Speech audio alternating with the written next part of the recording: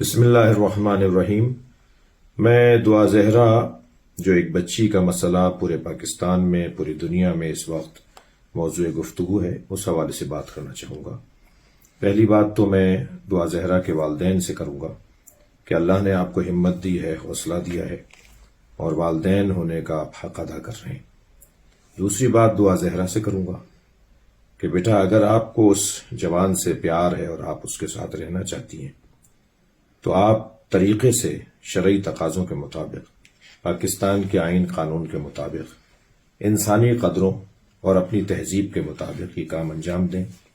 میں آپ کے والدین سے بات کیے بغیر اس بات پر یقین رکھتا ہوں کہ اگر آپ نے ان تقاضوں کو مکمل کرنے کا اظہار و اعادہ کیا تو میں ان سے بات کروں گا اور آپ کو اسی جوان کے ساتھ زندگی گزارنے کا موقع فراہم کیا جائے گا۔ تیسری بات میں پاکستان کی عوام سے کروں گا کہ سب کی بیٹیاں ہیں، سب کی بچیاں ہیں۔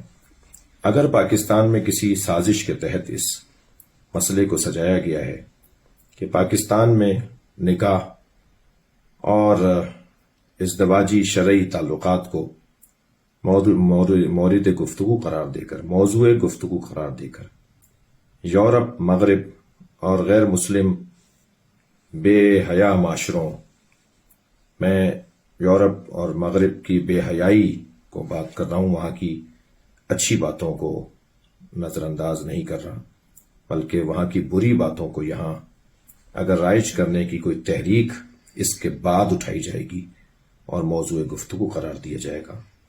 جیسا کہ پاکستان میں جسم کی اور بدن کی آزادی پر گفتگو ہو کر دم توڑ رہی ہے، اسی طرح اگر ایک اور کوشش کرنے کی کوئی سازش ہے تو عوام سے میں کہوں گا کہ اس وقت یہ دیکھنے کا وقت، یہ سوچنے کا موقع نہیں ہے کہ اس بچی کا مذہب، مسلک، مکتب اور فقہ کیا ہے اور وہ کس مسلک اور مکتب سے تعلق رکھتی ہے، بلکہ پاکستان کو کس اندھیرے کی طرف دھکیلنے کی سازش کی جا رہی ہے اس کی طرف توجہ کریں۔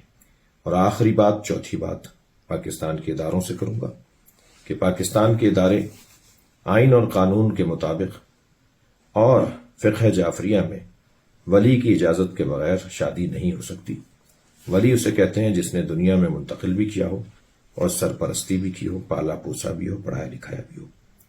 اس بچی کے والدین راضی نہیں ہیں، والد راضی نہیں ہیں۔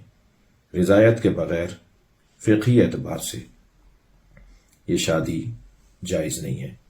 میں مطالبہ کروں گا کہ اگر ان باتوں کا خیال نہ رکھا گیا تو پاکستان کی پھر عوام اٹھے گی، پھر شیعہ سنی نہیں بلکہ پاکستانی باغیرت معاشرہ اس بچی کی وجہ سے اپنی بچیوں کی آزادی اور اپنی بچیوں کے تحفظ کا انتظام کرے گی۔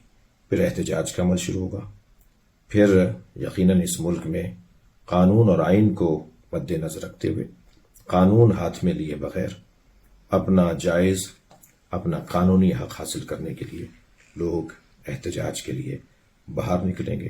پھر شہر شہر میں دعا زہرا اور پھر ہر گاؤں دیہات میں دعا زہرا کے نام پر ہماری ساری بچیوں کا تحفظ ہوگا۔